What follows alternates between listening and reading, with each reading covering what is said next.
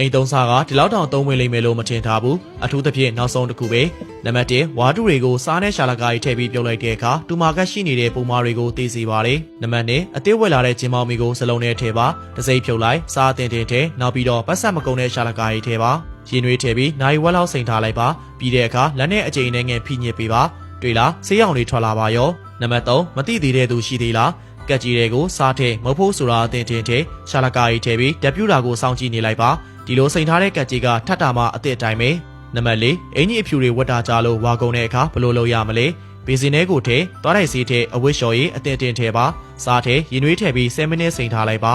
ပုတ်လျှော်လိုက်တဲ့အခါအညစ်အကြေးတွေအလွယ်တကူကျွတ်သွားပါရောရှင်နဲ့နောက်တစ်ချိန်အချောလျှော်ပြီးလှမ်းလိုက်ရုံပဲအစ်စ်အတိုင်းဖွေးသွားပါလိမ့်မယ်နံပါတ်5စေကက်အခွန်ရဲ့အလူမီနီယံပြားလေးတွေကိုပကံလုံးနဲ့ထဲစားသွားတိုက်စီးရှာလကာကြီးထဲအယောင်မွဲနေတဲ့ငွေတွေထဲပါ